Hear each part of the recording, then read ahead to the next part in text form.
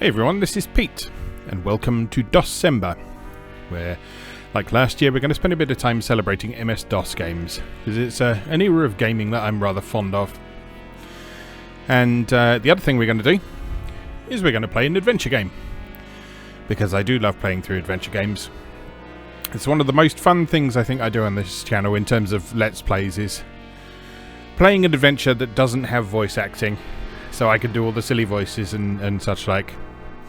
So what we're going to be playing today is the first entry in a series that I've always meant to have a go at, but have, for one reason or another, never got round to. This is the Laura Bow series, the first entry, The Colonel's Bequest, by Roberta Williams. Now this is the copy protection screen from the GOG.com version. It seems that the answer to this question on the GOG.com version is always Fifi, so you don't actually need to refer to the documentation to identify the appropriate fingerprint. So let's choose Fifi and start the intro going, and I will tell you a bit about this game as the intro's playing. Oh. Okay, that was a mistake. I'll be right back, I guess. Okay, that was my bad. It just so happened that yesterday when I tried this game out for the first time, because I just wanted to familiarise myself with it before we started here today, it actually was Fifi twice in a row, and I think it's actually Fifi again this time. So yeah, there we go. So yeah, the original release of this came with a sheet of fingerprints that you had to look at with an included magnifying glass that had a sort of red tint on it to so you could actually see the fingerprints on the sheet. The GOG.com version includes that as a PDF, so you may want to print that out or have that on a second screen as you're ready to go. Anyway, so let's start the intro, and I'll tell you a little bit about this game. Have you previously attended a performance of The Colonel's Bequest? No. Okay, so this is an adventure game by Roberta Williams, creator of the King's Quest series, is what she's most famous for. I believe this was the last adventure game she wrote entirely by herself. She did a bunch of other adventure games after this, but she worked with other people on those ones. And this is a really interesting game for a variety of reasons that we'll talk about as we play. It seems that modern commentators have sort of taken it upon themselves to use this game as an excuse to say that, oh, Roberta Williams was never that good at all. But, you know, Roberta Williams is sort of the first lady of adventure games. And yes, her work has its flaws here and there. But you know what? She was revolutionary. She was instrumental in shaping the adventure game genre. And this game is a really good example of how she was willing to experiment with the format. Because what we got here is not a conventional adventure game by any means. We've got a sort of murder mystery, but your aim in the game is not really to solve it. It's to gather as much information about what happened as it's happening. You actually don't really have much scope to affect what is going on as it's happening, but by being in the right place at the right time, you can witness things, you can learn pieces of information, and stuff like that. It's really interesting. You'll get to see as we're playing. So this is the cast of characters, and starring Laura Bow.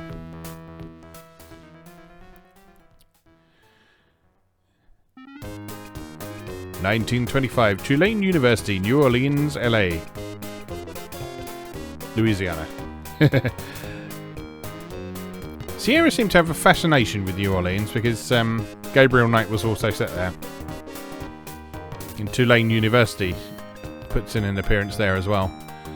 I haven't actually checked to see if there's any sort of Laura Bow Easter eggs in Gabriel Knight, but it wouldn't surprise me if there were.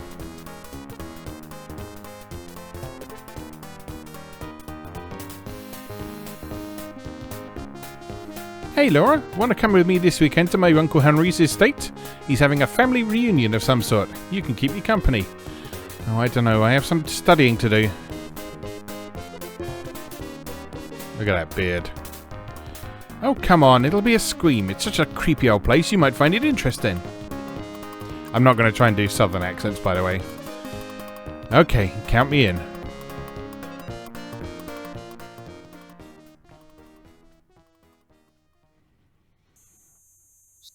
So yeah, Laura agrees to attend this family reunion with her friend Liliana, which is in the depths of a Louisiana bayou.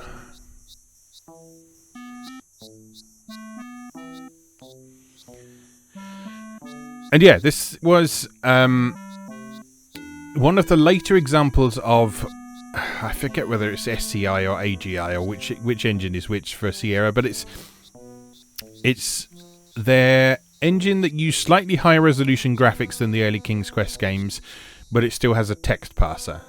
So this isn't a point-and-click adventure, this is a walk-around and type things in adventure. But as with most Sierra games from King's Quest onwards, it is what they call a 3D animated adventure game, in which looking at what is depicted on the screen is as important as reading the text. Misty Acres.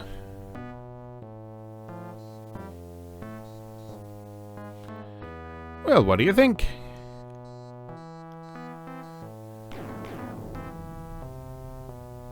It looks interesting, alright.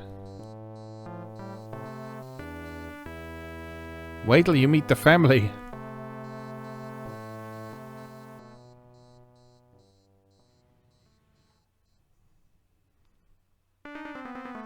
Music and sounds by Ken Allen.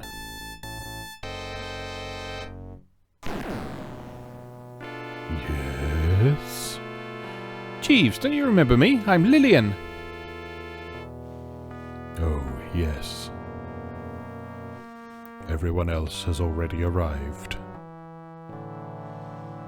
They're just sitting down for dinner.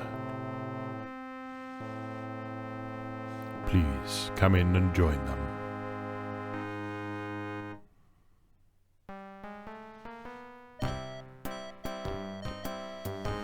Now, we've got a lot of nice music in this introductory sequence. There's not a ton of sound throughout the game. I'm glad you are all here. I'm sure you are wondering why I sent for you. As you know, I'm a very wealthy man.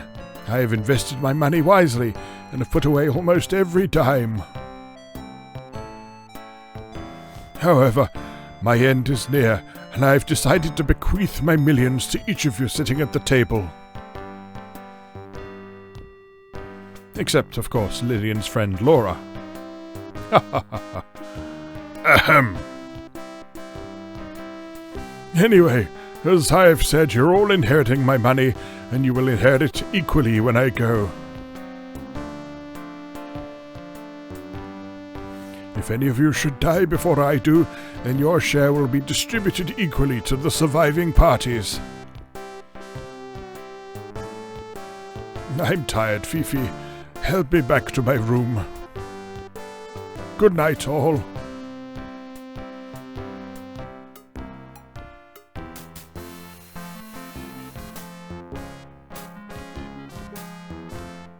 Can you believe that? The old goat. I'm surprised he didn't try to take it with him. He's such an old skinflint. I don't think you deserve any money. Speak for yourself. How much do you think he's got? Well, I know what I'm going to do with my share. Your share? I bet the old codger outlived you. I wonder how sick he is. Do you think he's going to go soon? I've had enough of this. Laura and I will retire to our room now. Well, I'm just going to open a drink. The old man voice just giving me a tickle in my throat.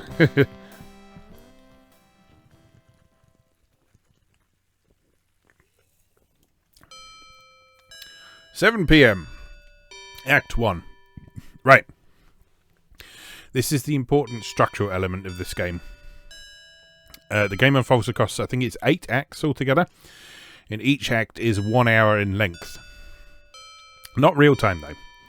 What happens is, as you wander around the mansion and observe things and see things happening, time will advance by 15 minutes for every sort of major event that happens.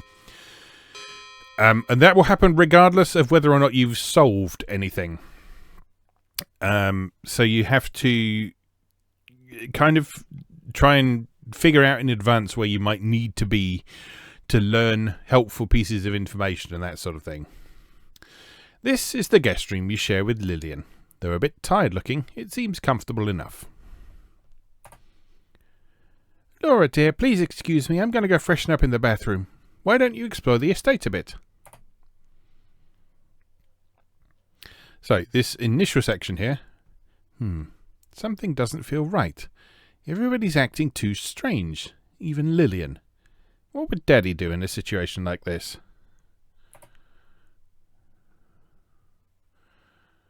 Honey, if things don't feel right, they probably aren't. Observe the situation closely, yet be unobtrusive. Explore your surroundings quietly and carefully. Try to question the others without raising suspicion. Notice small details. Take lots of notes. And above all, be careful.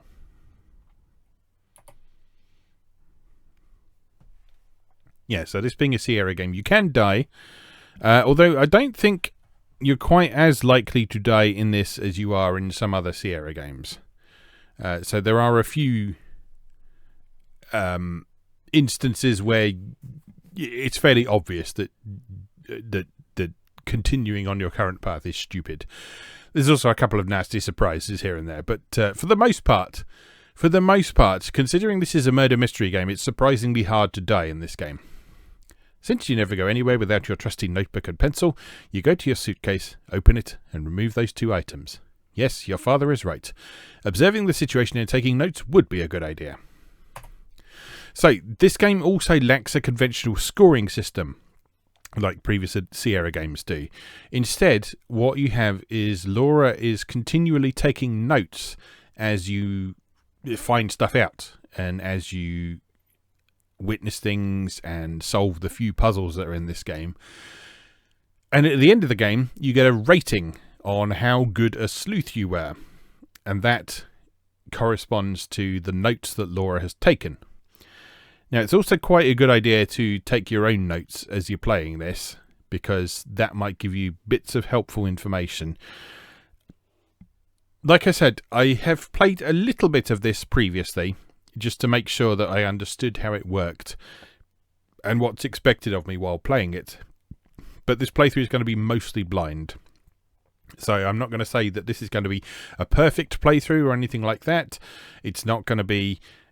I don't know the solutions to all the puzzles. I know a couple of them because I stumbled across them when I was trying this out last night, but I only played like maybe sort of 2 in-game hours into the whole story. So I don't know what happens. And I don't know a lot about this game, so I'm looking forward to exploring it. So, now the time element, you don't have to worry about too much in terms of standing around and thinking, because time doesn't advance just by you standing still. It only advances when you do something important, or when you witness something important. So until that happens, you can take your time exploring and looking at things. So if we say, look, picture. Above the fireplace, you notice a picture of Colonel Dijon in his younger, more vital days. On the opposite wall, you also see a picture of a little girl. Funny, the girl's eyes have a strange, hollow look to them. So there's a picture on the south wall, which is how we're looking into this room, basically. So if we say, look through eyes... The eyes of the little girl have a strange hollow look to them. So that suggests to me that that might be a means of spying on people.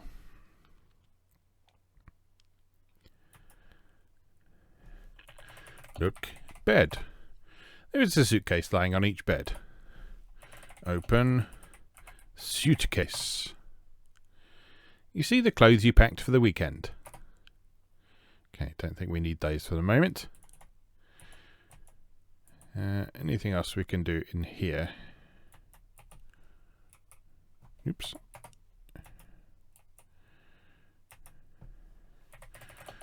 Look. Dresser. In 2 corners of the room, you see 2 dressers. Open.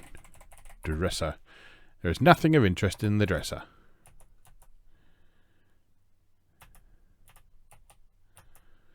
Okay, look. Fireplace. The finely carved fireplaces show the craftsmanship of bygone days.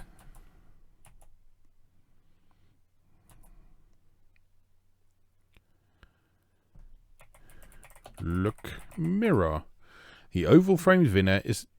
Vimmer? That's not the word, is it? The oval-framed mirror is attached to the vanity. Open vanity. The vanity is empty. You ever get that where you sort of read ahead and your brain takes the first letter of an upcoming word and and you append that to what you're actually saying out loud? Or is that just me? It looks as if this might have been a nursery at one time. Now it has been converted into a makeshift guest room with Ethel as its current guest. Ethel is Lillian's mother.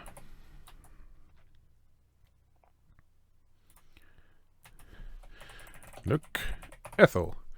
Ethel is a stylishly dressed, overly made-up older woman.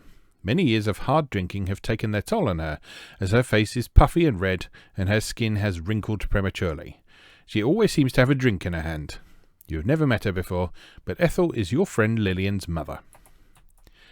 So yeah, looking at the characters gives you a brief, almost biography of them, if you like. You can then talk to them. Talk to Ethel. Where is Lillian, Laura? I'd like to speak with her. She went to freshen up in the bathroom. She'll be right back. But what you can also do is you can ask Ethel about things. Lillian and I have had our ups and downs over the years, like any mother and daughter. And to get as much information as possible, it's worth asking all the characters about all the things. Ask Ethel about Henri. Henri has always been a penny-pinching miser, and he hates people. That's why he lives way out here. Ask Ethel about Fifi. Fifi is the maid. That girl had better watch her step around here. Ask Ethel about Rudy. My nephew tries to pass himself off as a gentleman, but he's nothing but a worthless gambler and womanizer. So Rudy is the guy with the black moustache who is usually smoking a cigar. Ask Ethel about... who else have we got? Gertie. All I'll say is Gertie and I don't see eye to eye.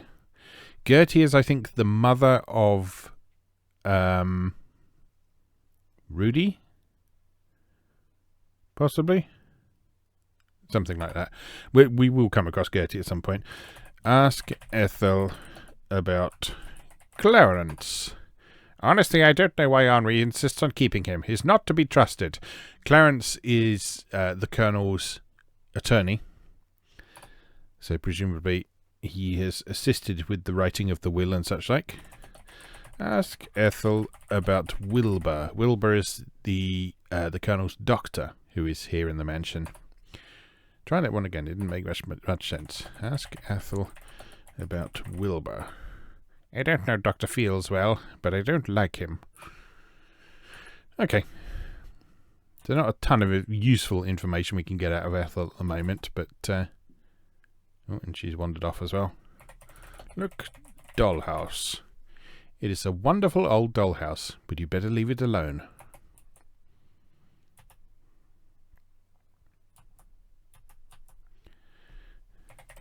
Look, wardrobe. There's an antique armoire against the back wall. Open. Armoire. The armoire is empty.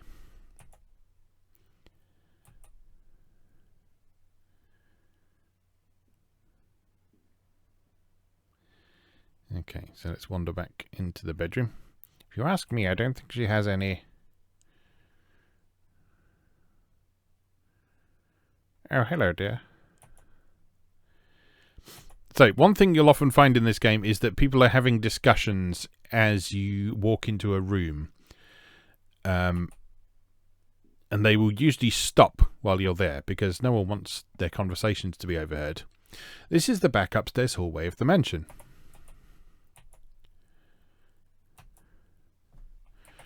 Look. Cupboard. 2 old armoires to rest against the side walls. Open armoire.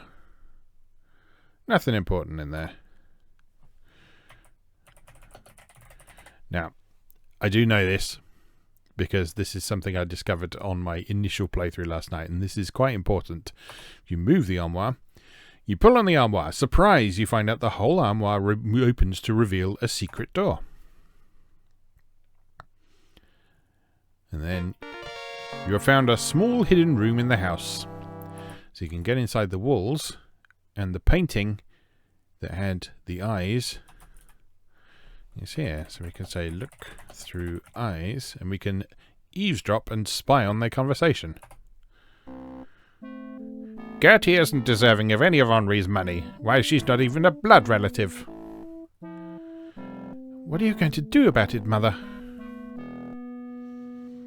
Well, I can certainly talk to Henri about her and those 2 brats of hers. You never change, do you, Mother? Never mind, Lillian. You and I will never agree on anything.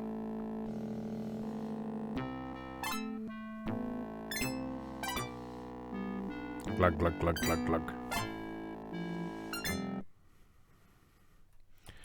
Okay, while we're here, let's see if anything is going on in this room. Look through eyes. There's nothing of interest in Rudy and Clarence's room.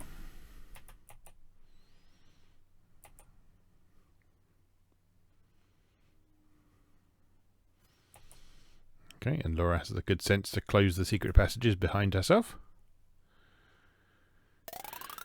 Let's pop into the bathroom. A modern bathroom has been installed in this old house. Now, I know this is one instance where you can die, so I'm just going to quickly save my game. You see I've got a few save games from my attempts yesterday. I'm just going to call this save game Shower, for reasons that you will see. So, look, tub. The claw-footed bathtub has a shower attached to it. Shower. That is not clear. Take shower. Yes, you do feel a bit grimy. Perhaps a shower will make you feel better. Oh my god. Naked. She's naked. Triangle boobs. Oh no. Oh no. Gratuitous psycho homage. Didn't Alfred teach you anything? Okay, so don't take a shower. That is, I think, the most famous death in this game, for reasons that are probably obvious. So we don't take a shower, but we can wash. Okay.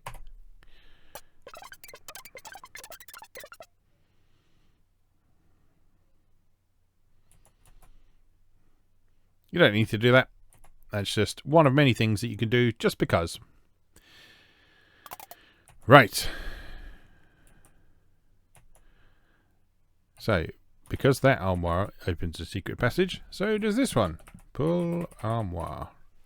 You pull on the armoire. Surprise! You find that the whole armoire opens to reveal a secret door. What a surprise!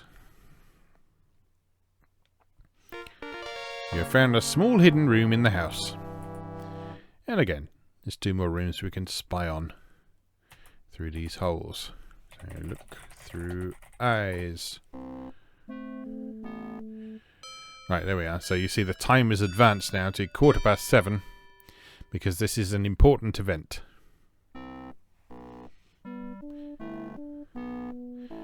Oh, mon ami, I find it difficult to refuse you. I am so attracted to you. Can't do a French accent. Kissy, kissy.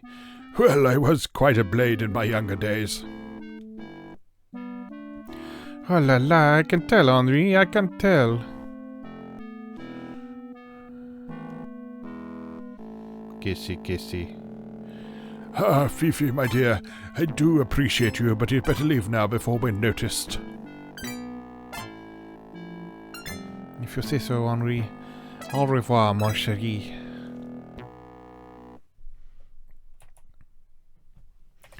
Look through eyes. There's nothing of interest in Gertie and Gloria's room.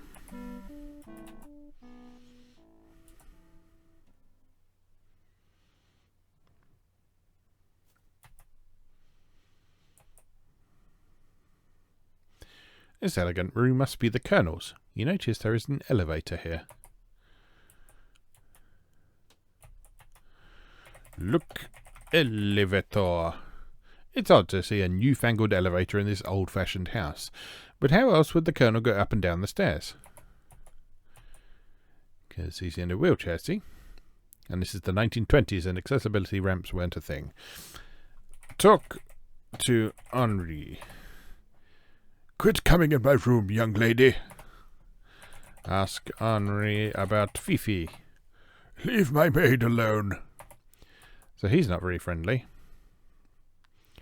Not very friendly at all. Look, cannon. It is a miniature replica of a cannon from the Spanish-American War, rendered in pewter and wood.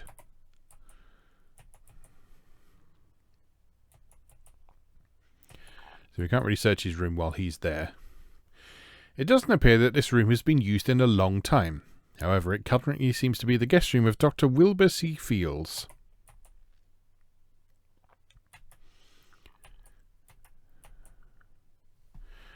Look, bed.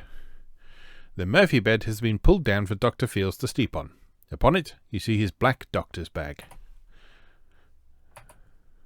Open bag. Since it belongs to Dr. Fields, you should leave it alone. Alright, I will. Close bed. You can't. The doctor's bag is on the bed.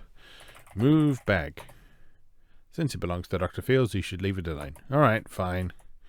Fine, I won't interfere with his bedroom.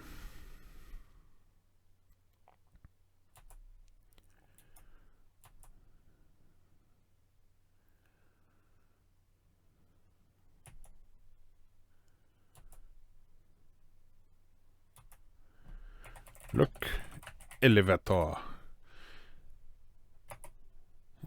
Open gate. Stay out of my elevator. Fine. Fine, if you insist.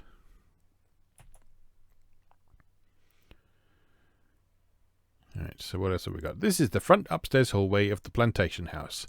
A grand staircase leads down to the lower level. This is a cosy guest room, which Gloria and Gertie are sharing. So not a lot going on in here at the minute. Look, picture. You notice a portrait of a magnificent palomino on the wall. Could it be the Colonel's horse in better days? Funny, the horse seems to have a strange vacant stare. See, they really pushed that home. The fact that you can see through the eyes of those. So if you if you don't figure out how to spy on people, then you're really not paying attention. This appears to be another guest room that Rudy and Clarence are sharing. And nothing of particular note in here at the moment, so we'll leave that for the moment.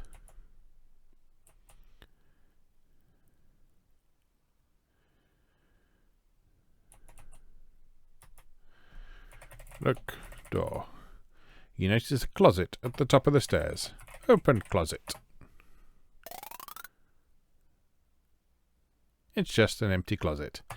Now, sometimes when you open that closet, there's a murder in it. But other than that, I don't believe it's relevant. This is the front downstairs hallway of the big house. A grand stairway leads upstairs.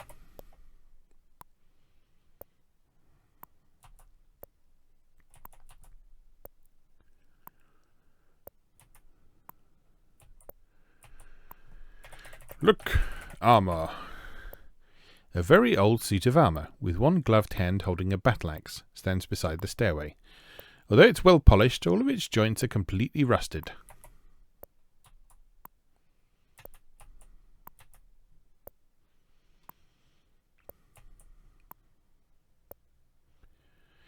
You found the Colonel's billiard room. Funny, he doesn't seem to be the kind of guy who would enjoy playing billiards, listening to records on the Victrola or the player piano. Okay, it's now 7:30.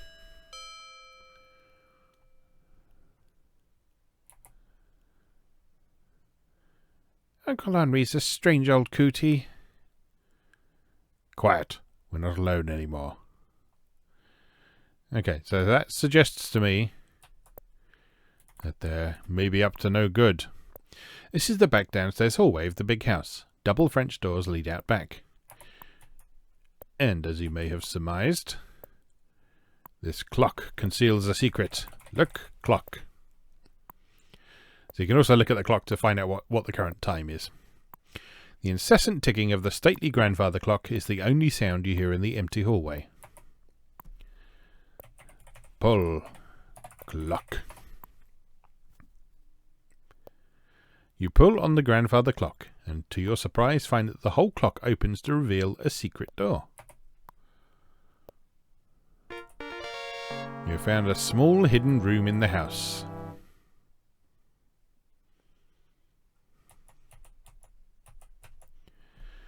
Look through eyes.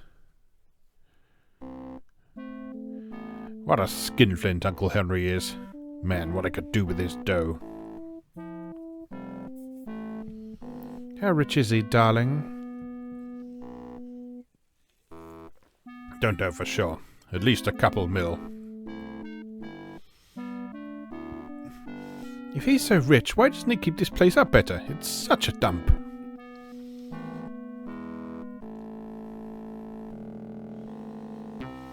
The old miser wouldn't part with a penny if he could help it.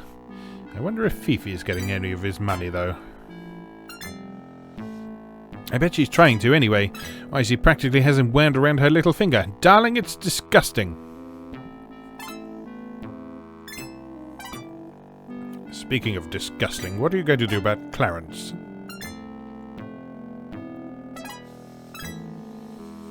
Oh, him. I've decided to break up with Clarence. I have a new beau. A director, no less. He's such a doll. Clarence isn't going to like it when you break it off. I don't trust him at all, the snake. Oh, darling, that reminds me. Remember that little medical problem I had? I don't trust Wilbur to keep it quiet. It could ruin my career if it got out. I've got to talk to him. You do that, my dear sister. As for me, I'm going to retire to my room for a while. Kiss, kiss.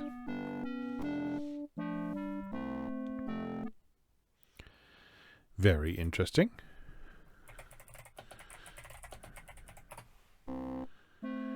The doctor is alone, reading a magazine.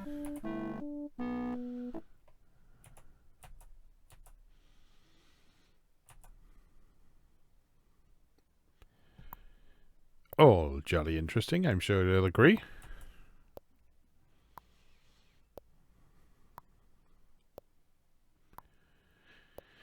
And we can do exactly the same with the mirror here. Pull mirror. You push on the oval mirror, and to your astonishment find that the mirror opens to reveal a secret door. I appreciate that pull and push are synonyms, so you don't end up moving things in the wrong direction. You have found a small hidden room in the house.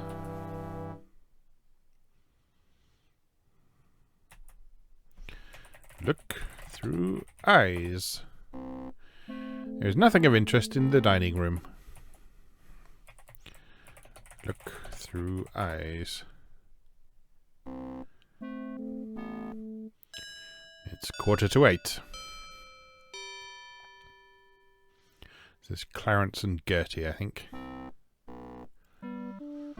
I've offered her a fair deal many times for her property along the river, but the old biddy won't sell. Soon she's going to force me into taking some sort of action. What could you possibly want with that swampy land anyway? It's good for anybody. It's no good for anybody, even. My microphone stand was in front of the word no. Little do you know, Gertie, my dear. Let's just say that I happen to know it's worth a great deal, and I have several rich potential investors who would back me up on any plan to develop it. Well, tell me. I've probably said too much already. You'll probably go and blab everything to Ethel.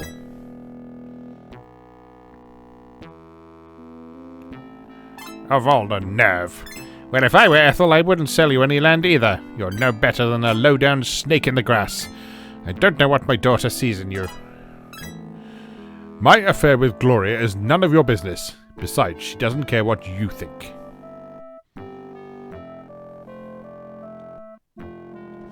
You're just trying to exploit my daughter, just like you try to exploit everyone else. Well, I've got the goods on you, mister. I know about your little racehorse scam. If you don't watch your P's and Q's, I'll blah blah blah. Try it, lady. I've had enough of this.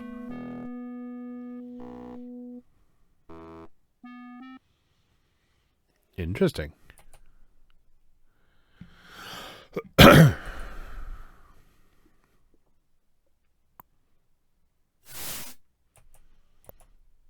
Right. You have entered the parlour of the old mansion. Against the back wall you notice a sculpted marble bar, and in the corner a parrot swings from its bird stand.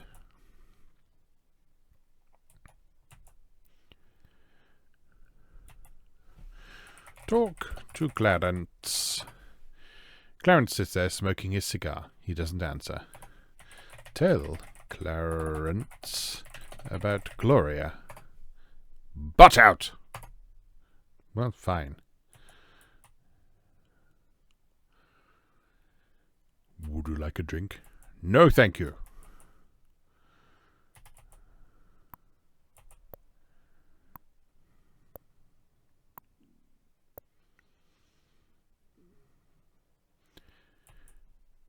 Nothing much going on in here now.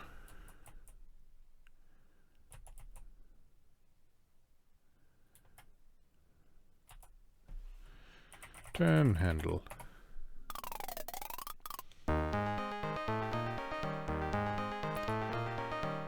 Glorious old FM rendition of Maple Leaf Rag there.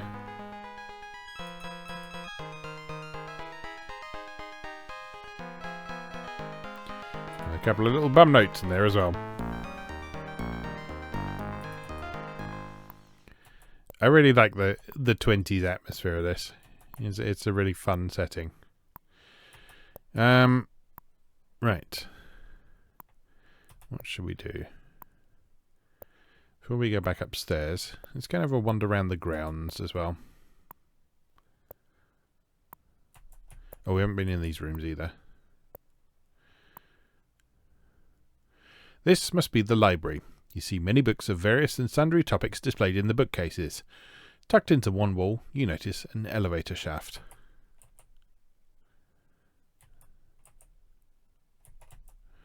Would you like a drink? No, thank you. Look, man. Dr. Wilbur C. Fields is a pudgy man in his mid-50s. He seems to be a nervous type and sweats profusely. You wonder about his medical practices and if he ever samples his own wares. You gather that he has been the Colonel's personal physician for many years. Talk to Wilbur.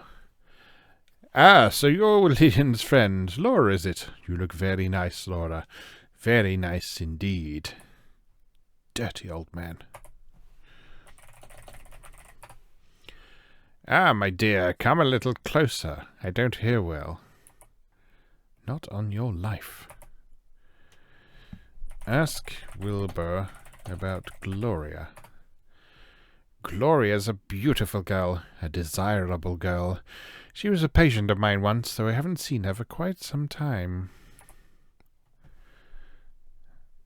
Ask Wilbur about Rudy? Rudy has no more morals than a rat. He has no right to pick on me.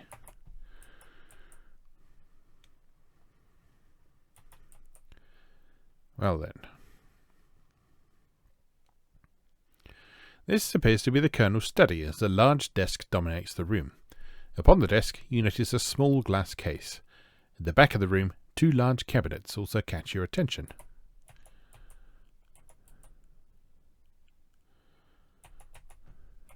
Look, Fifi. Fifi is the Colonel's pretty French maid. You surmise that she is probably very apt in her duties, whatever they may be. Fifi is young, blonde, and sexy. Although she seems to have a vivacious personality, you can sense a certain cunning underneath it all. Look, case. You look through the small glass case and notice a little silver derringer mounted upon a blue velvet backing. And I'm sure that will become relevant at some point. Open cabinet. Cautiously, you peek inside the open door of the cabinet. Not surprisingly, part of the Colonel's weapons collection is housed there. Within the cabinet, you see an Australian boomerang, a steel cutlass, a pearl-handled dagger, a mace, and an antique crossbow.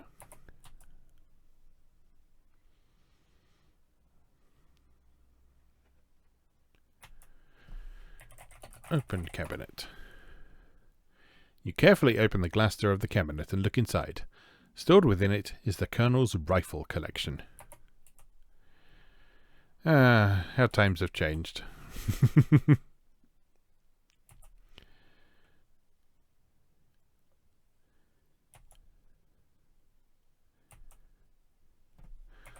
Look. Globe. You see a large globe in the corner of the study. Does this open? It's just an empty globe. Spin globe. Whee!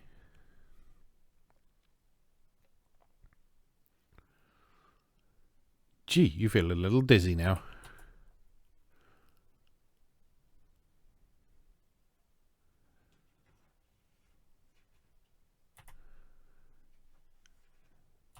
Okay, so there's one more room in the house to take a look at.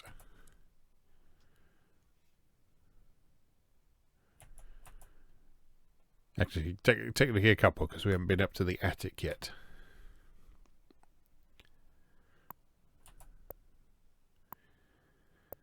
So let's wander over here. This is a very elegant dining room. It looks like the Colonel has some class after all.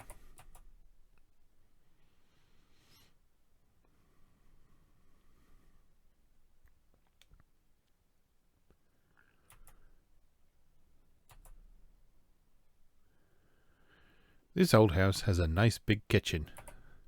Right now you see Celie washing the dinner dishes, while Beauregard has found a warm spot by the stove.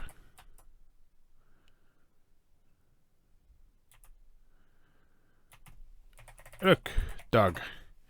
Beauregard appears to be a very old and lazy bloodhound.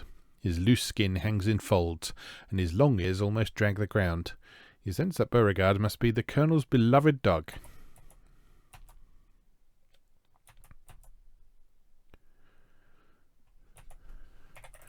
Look, Celie. Celie is the Colonel's cook. She's an overweight black lady who, on the surface, seems to be distant and unfriendly. However, you sense that she is probably a very nice person just minding her own business. You've heard that Celie practices voodoo, and you wonder about this. Ah yes, the black woman, of course, practices voodoo, because she is black. Talk to Celie. Oops. Talk to Celie spelled correctly. I gotta get these dishes done before the Colonel get mad. Go on with you now. Ask Celie about dog. He's just an old hound dog, that's all. Ask Celie about Henri. I ain't got nothing to say about him. Okay, fair enough.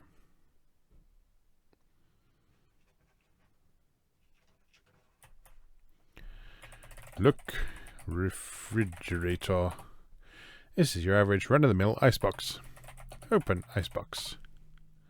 Aha! A leftover soup bone. As it might come in handy, you grab it and take it with you.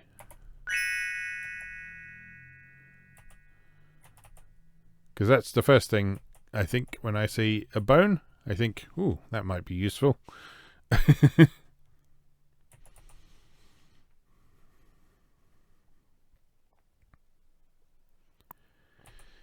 Right, let's now go and have a wander around outside. Out the back door, a garden path encircles a small statue, then continues on through a lovely rose arbour. It's real creepy and dark out here.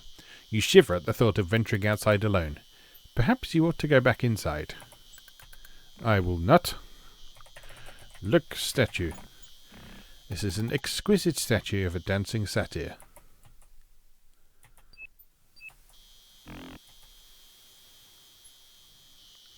This is a wonderful little garden. You wonder who planted it. Certainly not the Colonel. I don't think there's anything particularly relevant here. There are a fair few locations in this that just seem to be there to add a bit of colour to the setting, to flesh things out a bit. You're standing at the northeast corner of the house, right outside the kitchen. Beside the kitchen door you see a doghouse and a cellar door.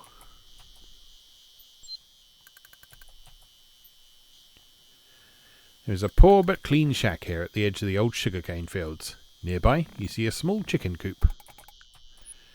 This is Celie's house. She is in the kitchen at the minute, so obviously we can't go in there because she's not there.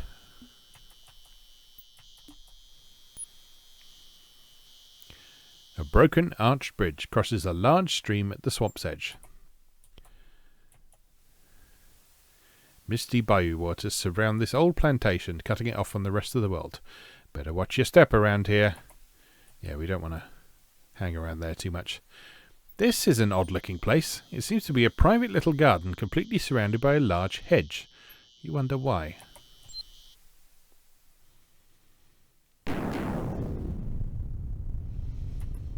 Lightning! This hedge garden is very strange.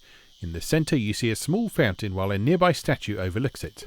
Perhaps at one time this was someone's place of quiet contemplation.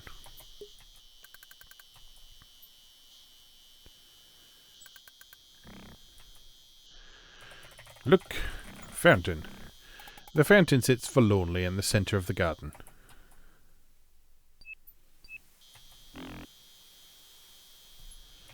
Look, statue. A statue of a dancing nymph overlooks the fountain. What's this? You notice a small square shaft protruding from the base of the statue. Look, shaft. The small square shaft attracts your curiosity. Work the shaft. This game does not understand work. Disappointing. You've let me down, Laura.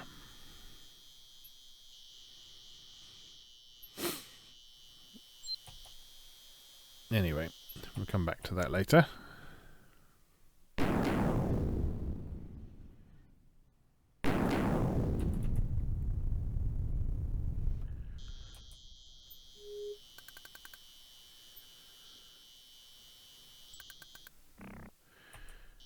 I do rather like the minimalist use of sound in this. Just they're just like dodgy FM synthesis sound effects that we've got while we're out here. But they're very atmospheric. They give a really nice feel of this sort of sense of cold loneliness. You're standing at the northwest corner of the house, right outside the Colonel's study.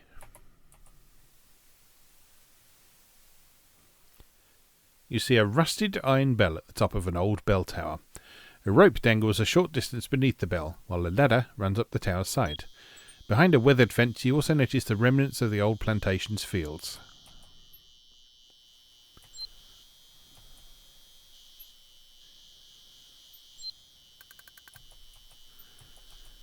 Now, I'm pretty sure this can result in death, so I'm just going to save. There's my mouse pointer. There we are. Bell end.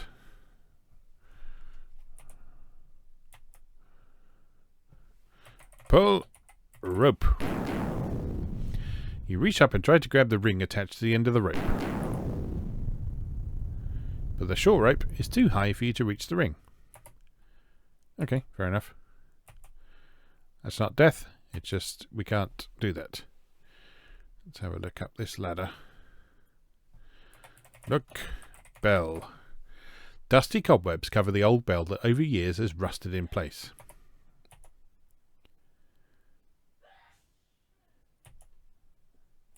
Okay, don't think there's much we can do there at the minute. At this end of the island there is a small, quaint chapel. Behind it you see an old family cemetery. Alright, let's have a look in here then, shall we?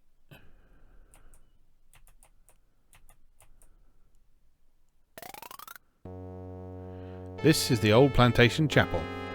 Above the pulpit you see a beautiful stained glass window.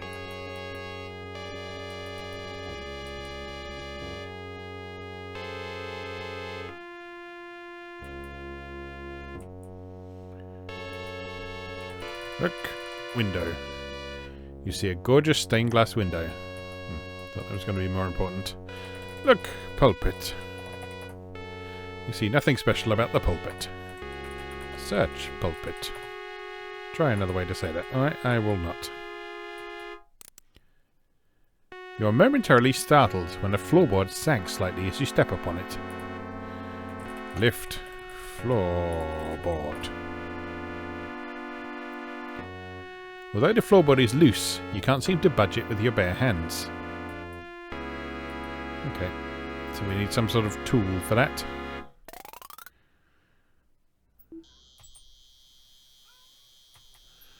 I think my cat wants to come in.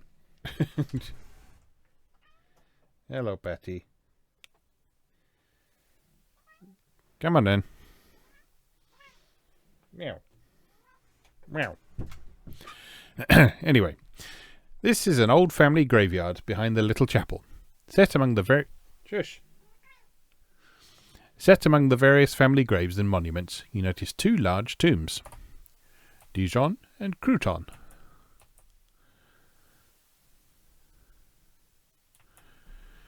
Look, tomb. Hello, Patty.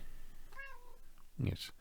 One tomb has the name Dijon carved over the door, and Crouton has been inscribed over the door of the other.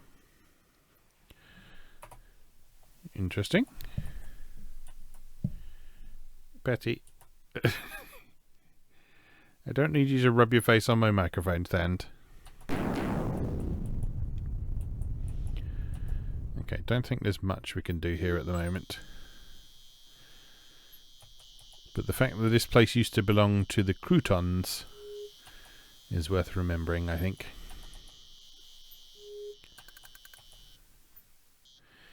On the west corner of the island you see an old dilapidated stable surrounded by an empty corral.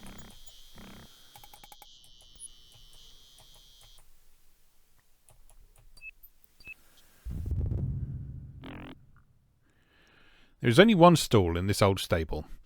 As there is an old broken down nag in the stall, you deduce that this must be Blaze. Blaze is the Colonel's horse, of course.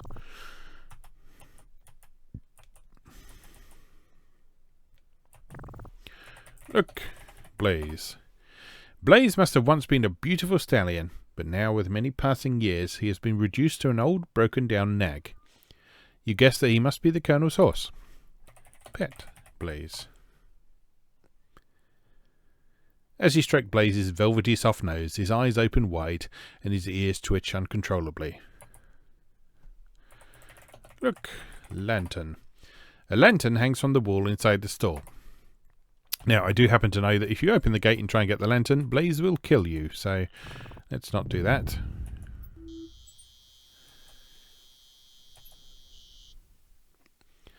You're at the southwest edge of the Bayou Island. The old road and fence have been overtaken by the rising swamp water.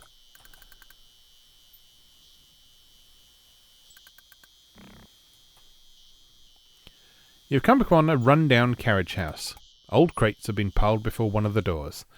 For obvious reasons, it has not been used as a carriage house for some time. Now the cat wants to go out of the door.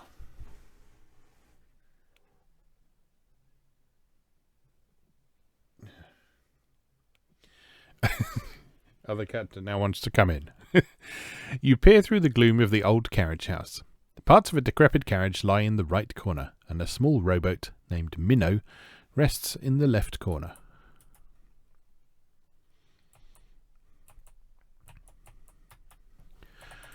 Look, table. There's an oil can on the table. That's the sort of thing that is useful in games like this. Get oil can, okay. Patty, stop it. Patty is clawing my chair now. Search boat. You look in the small rowboat, but do not see anything of interest.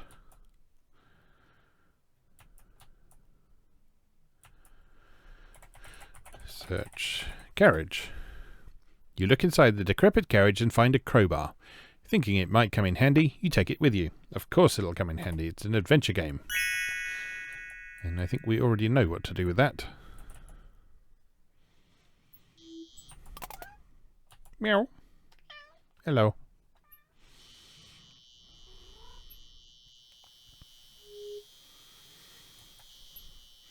Patty is helping. You've come upon a ramshackle little playhouse. Hanging from a nearby tree, you see an old rope swing. Seeing these long ago playthings makes you wonder about the children who used to live here.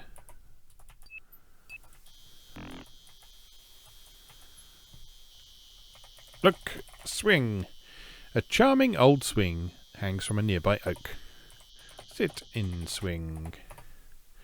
Gingerly, you sit in the swing. Thump! The good old Sierra beep beep beep beep beep beep. I just fell down animation. How embarrassing.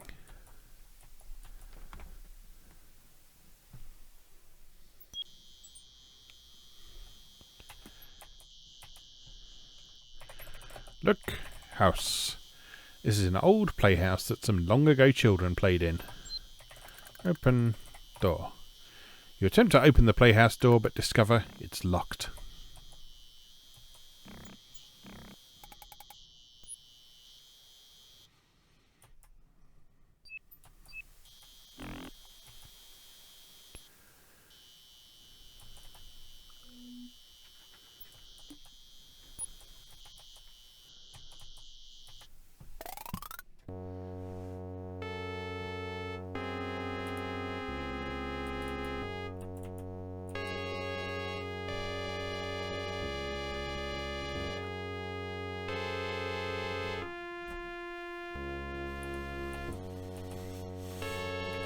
Lift. Floorboard with crowbar. The floorboard has been pried open, exposing a small niche in the chapel floor. Look, niche. You're not close enough. Look, niche. Inside the niche you see an old leather-bound Bible. Get Bible. After removing the brittle old Bible from the opening in the floorboards, you carefully open it. Written inside the front cover you see Francois Pierre Crouton, born 1787, passed away 1832. Married Claudette Marie Tourte, 1815. Claudette Marie Crouton, born 1796, passed away 1856. Thomas Simon Crouton, born 1816. So he's still alive. Claude Francois Crouton, born 1819. Thomas wed Mary Frances O'Neill, 1848. Mary Frances Crouton, born 1827. William Thomas Crouton, born 1851, passed away 1851. Oh dear, it's very sad. Sarah Marie Crouton, born 1854.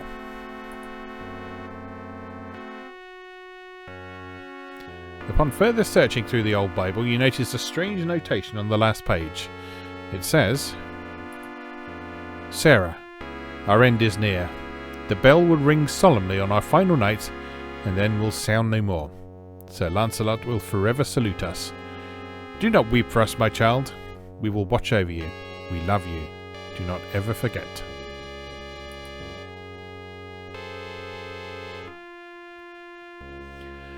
With a sad heart, you tenderly close the fragile Bible and reverently place it back in its hiding place under the chapel's floorboards.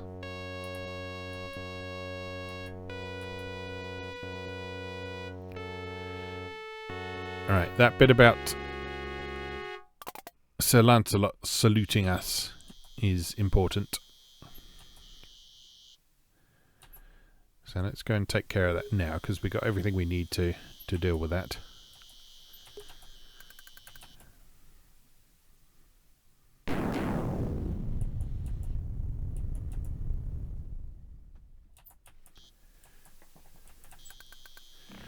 Now, one of the criticisms modern commentators seem to have of this is that the story is a bit dumb and the characters aren't very good. But at the same time, those same people tend to praise this a great deal for its atmosphere. And they're absolutely right. There's a wonderful sort of tense air of menace about this game that's really nice. You feel better now that you're back in the house. It was scary out there.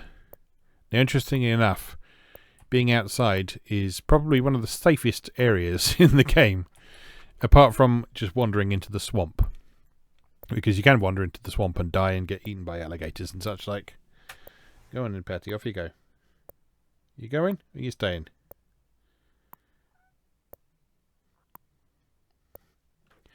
Anyway, here is Sir Lancelot. The armour. I'm just going to save before we do this. Sir Lancelot. Oil armour. Which part of the armour would you like to oil?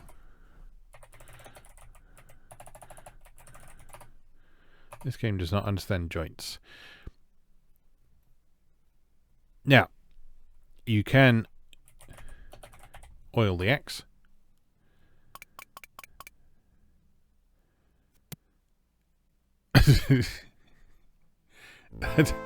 That's surprisingly gory.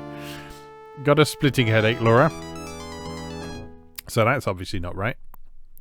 So, oil helmet.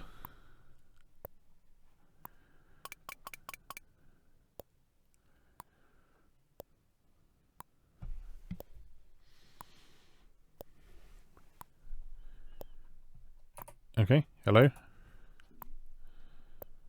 Press the E key to exit. Okay, fair enough. Open helmet. You carefully open the armor's visor and peek inside. You see a small metal valve handle hanging by a hook inside the armor's helmet. You grab the valve handle. You also see an old yellow note pasted to the inside of the helmet. Curious about the old note, you read it. It says, "Our dearest daughter, Sarah, we knew you would know to look in the armour. This war is terrible. We fear our end is near. In case you're not the only one to find this note, we won't give too much away. Use this valve handle with your favourite water nymph. Don't ever forget, we love you very much. Love forever, Papa and Mama."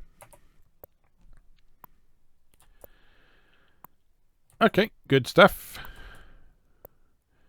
We will need that a bit later, but not right now.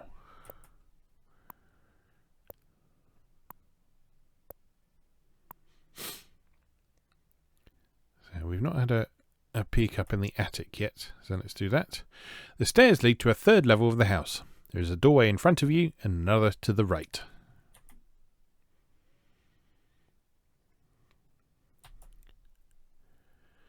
This must be Fifi's room. Although her room is in the attic, she has fixed it up nicely.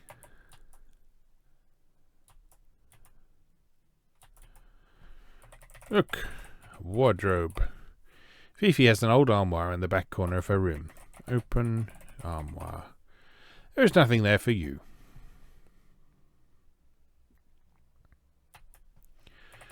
Look, gramophone. Fifi must enjoy listening to music, as you see a Victrola in the back corner of the room. Turn on Victrola. The record doesn't belong to you. See, no, Laura's a nice little chapess, whatever you want to call her. She's a good person. She doesn't go rifling through people's stuff without permission.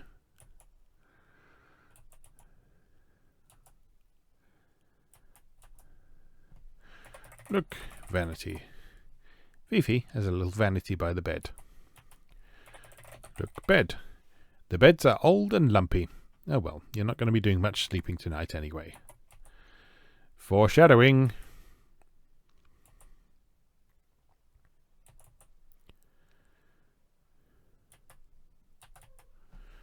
Open door. The door is locked from the other side. Interesting.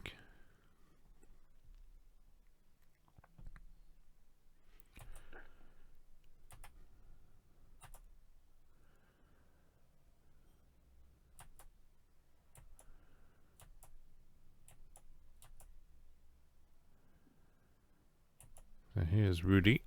Look, Rudy. It seems that Rudy Dijon is Gloria Swansong's brother and Gertie's son. You surmise that Swansong must be Gloria's stage name. Rudy is a handsome man, and any woman would be attracted to him, but you sense an undercurrent of hostility in Rudy, a sense that he should not be crossed.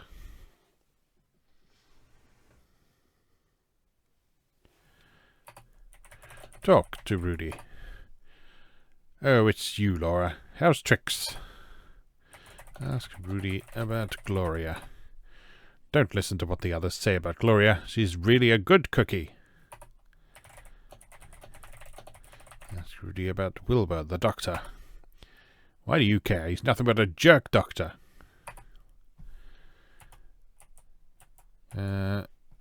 Ask Rudy about Clarence. He's nothing but a lying scoundrel.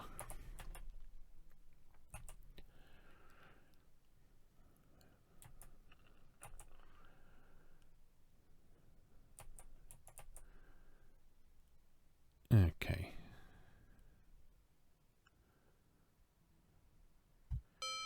Oh, it's 8 o'clock and time for Act 2.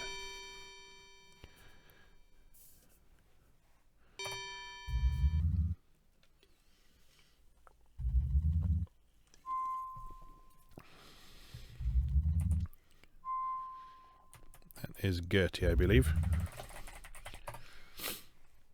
Gertrude Dijon is the Colonel's widowed sister-in-law. She obviously is behind the times, as she looks like she just stepped out of the gay 90s. A bit of a snob, she walks around with her nose up in the air, and has an annoying habit of constantly playing with her many strands of pearls. What do you want, Patty? Obviously not right now, because he's fast asleep. Talk to Gertie. I'm trying to rest. It's been a long...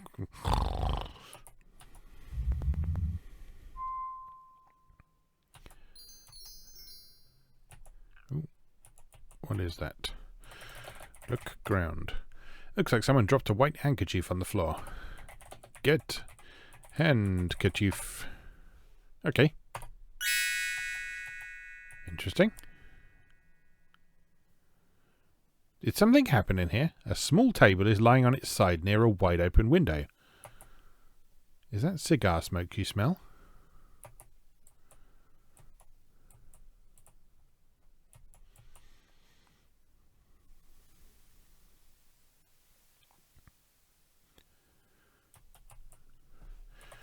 Look through window. Curiously, you peek through the open window into the darkness outside. Looking downward, you think you see something, but can't make out any details.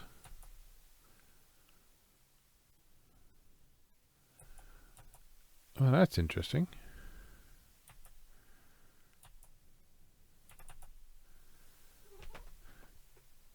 Someone's walking outside on the second-story veranda. Who could it be?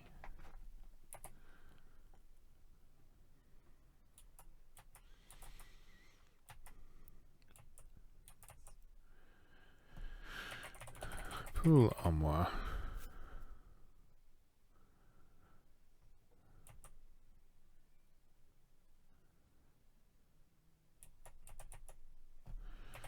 Look through eyes. There is nothing of interest in Gertie and Gloria's room.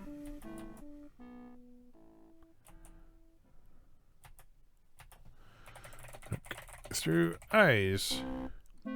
You see the Colonel sitting in his room.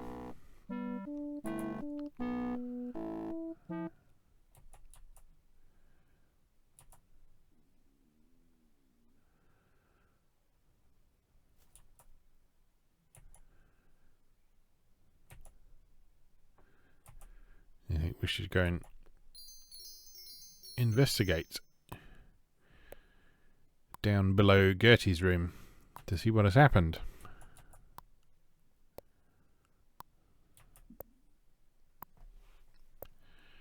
Honey, if you've ever found any items you're confused about or would like more information about, try showing it to the others.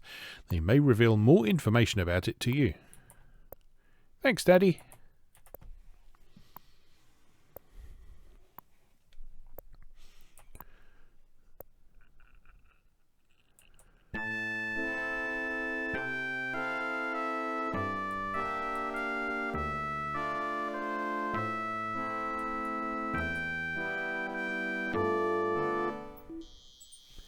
This is the southwest corner of the mansion, right outside the billiard room.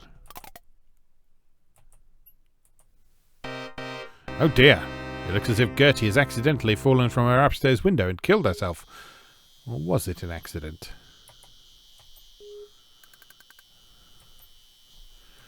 Look. Gertie. Gertie's dead, all right. You quickly examine Gertie's body and see that she died of a broken neck. You can see no clues as to what might have happened.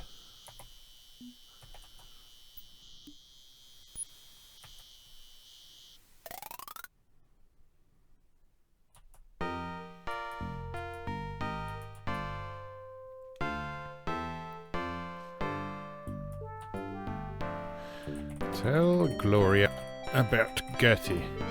Mother? Oh no, it can't be.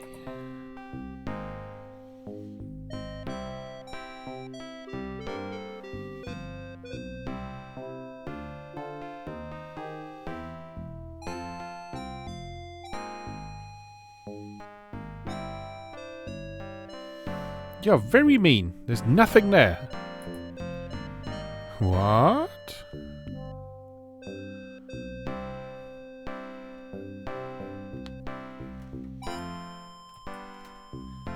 What do you mean there's nothing there?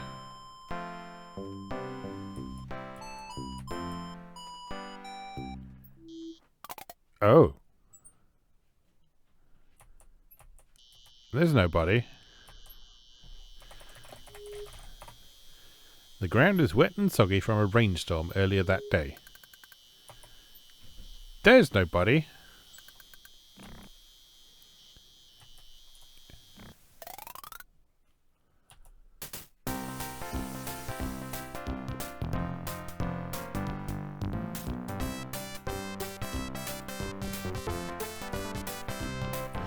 Ask Gloria about Gertie. It appears that Gloria is more in the mood to listen to music than talk to you.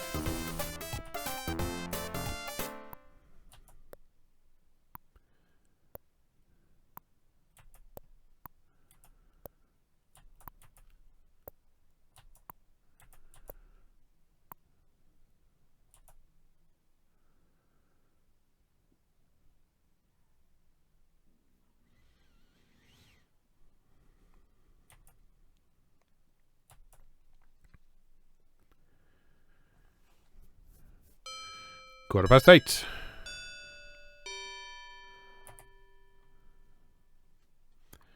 Now, child, it ain't no use getting yourself upset. Things have a way of working themselves out. I know, Celie, but it just doesn't seem right. Oh, hi, Laura. Now, this room, interestingly, you can't spy on people because there's no picture on the wall. Look, Celie. Lillian and Celie seem to be having a discussion while Celie is making tomorrow's bread on the kitchen table. Look, rolling pin. Looks like Celie is rolling out bread.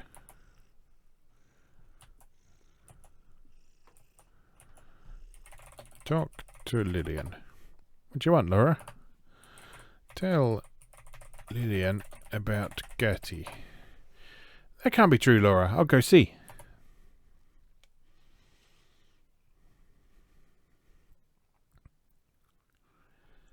I'll have a flapper dress. A short time later. Oh, you're just imagining things, Laura.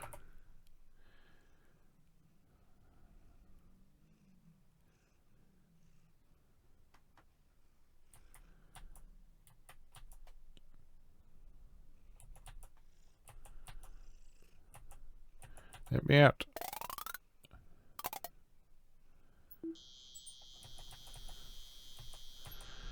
Look, dog. Old Beauregard snoozes in his doghouse. Give bone to dog. Okay.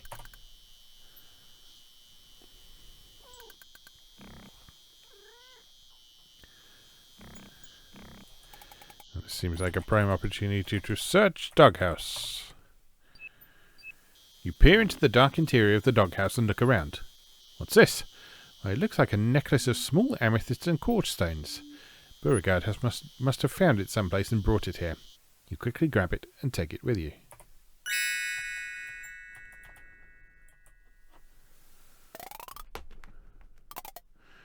You know how they all are. You'll be fine, Missy Lillian, you see.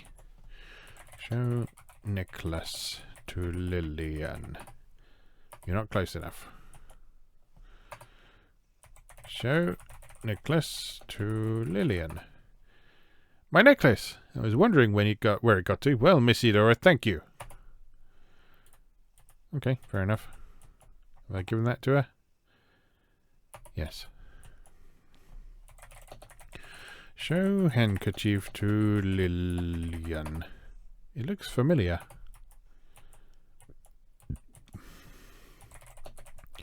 Show handkerchief to Seeley. It don't look familiar to me.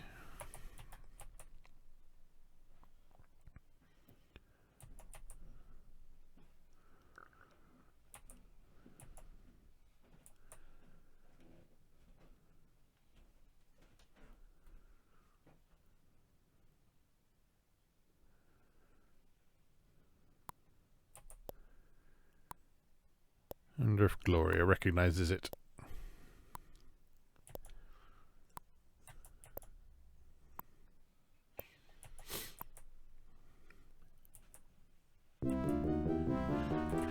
Show handkerchief to Gloria. It appears that Gloria is more in the mood to listen to music than to talk to you. Fair enough.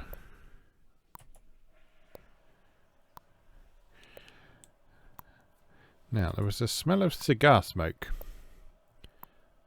in Gloria's room,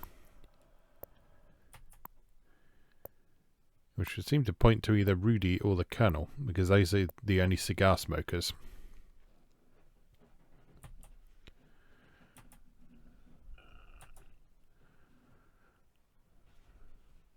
Oh, naughty, naughty. Leave me alone, you cad! That should have been in a French accent. I apologise. Oh dear, dear Rudy.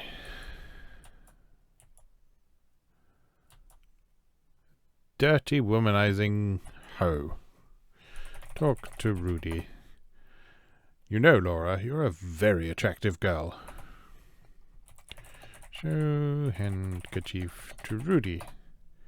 Just looks like a hanky to me. Tell Rudy about Gertie. That can't be true. Not Mother.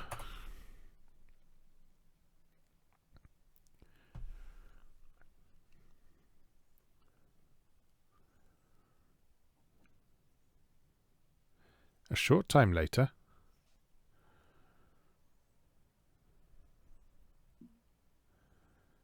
You're loony. There's nothing there. Okay, so we've established the body has been hidden somewhere. Somehow. Oh, I'll tell you what.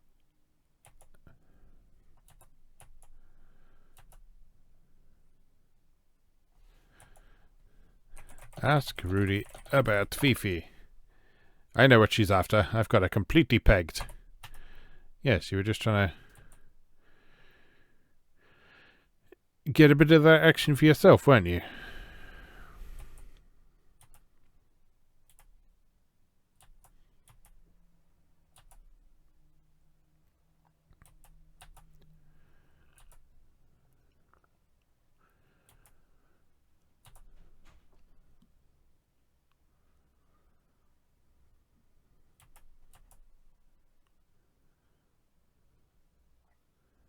No one here.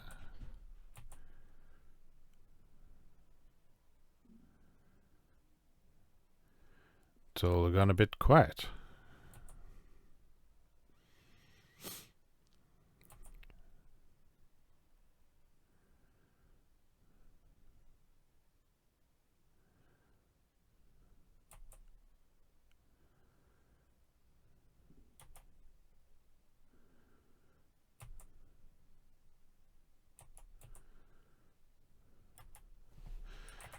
Tell Henri about Gertie. You don't fool me, young lady. You're just trying to get my goat. Why does no one believe me? Is it because there's no body? Is it because there just isn't a body? I suppose I can accept that.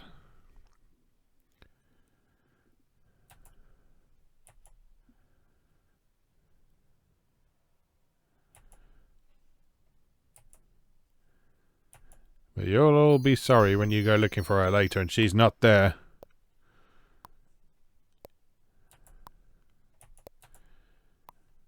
You find her floating face down in the swamp or whatever.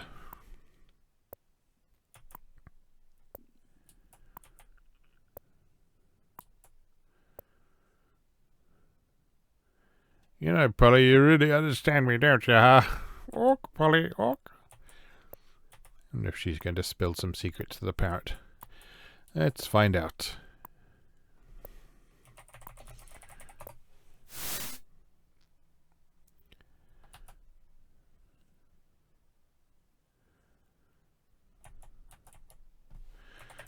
Look through eyes.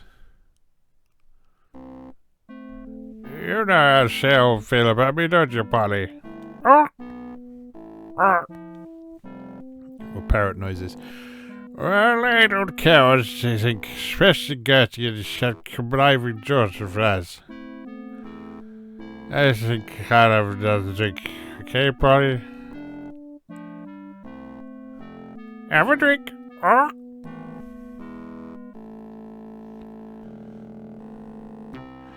This is true.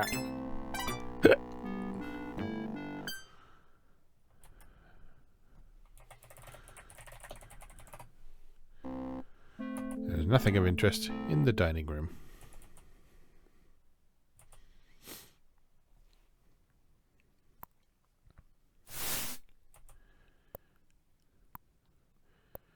What about in the library?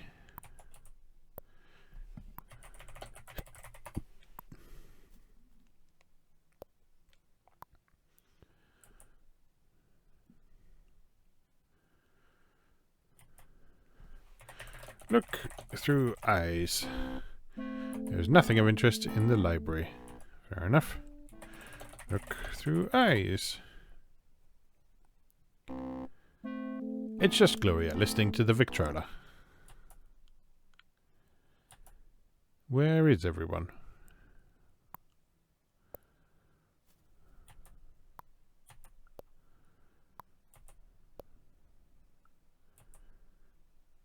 Oh, no one here.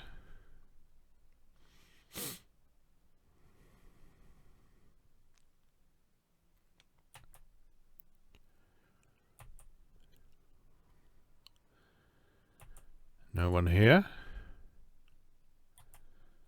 Have they gone outside, I wonder?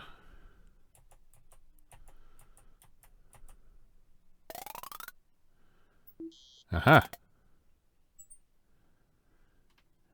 8:30.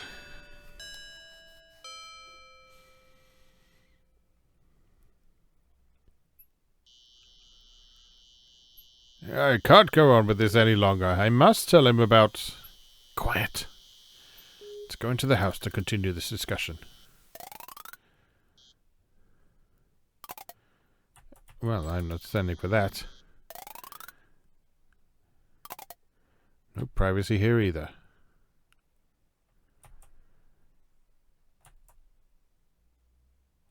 Yeah, I wonder if I can sneak around and eavesdrop on them. By taking the other way round. So if I go...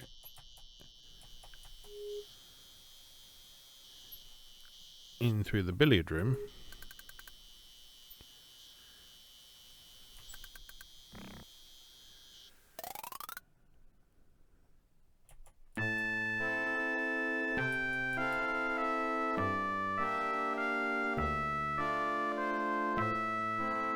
I just hope they haven't wandered off by the time I get there.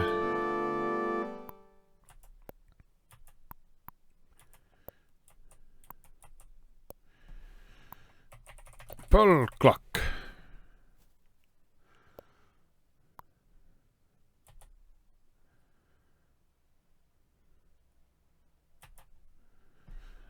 Look through eyes. There's nothing of interest in the library. Oh, they've bloody gone, haven't they?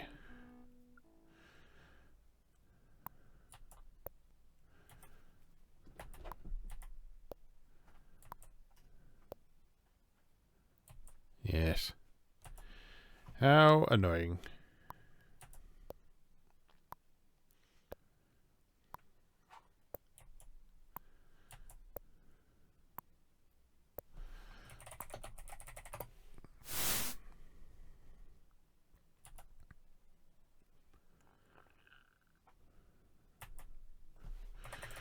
Look through eyes. Try facing either set of holes.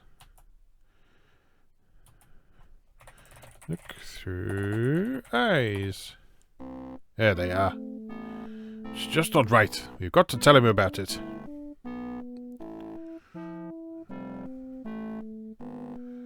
No, it'll work out, Wilbur. I've got some plans.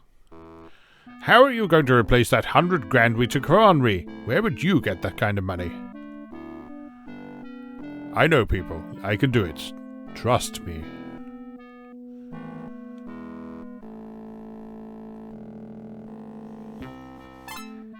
Why were we so stupid as to buy into a racehorse anyway? And to use Henri's money? We should have known better.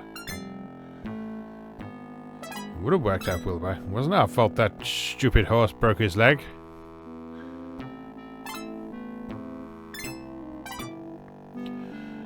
All I can say, Clarence, is you better do something fast, because if you don't, I'm fessing up. Oh, Clarence also smokes cigars. That's interesting. I'll handle it, Wilbur. Just don't be stupid and say something. I've got to go. Remember, don't say nothing.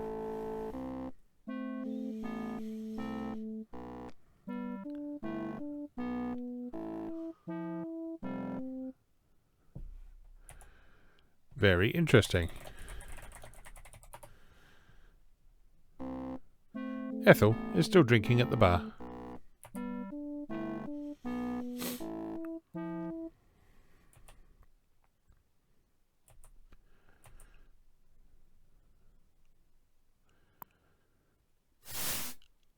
Okay, we've been going quite a while, so I think what we're going to do here is I'm going to save here.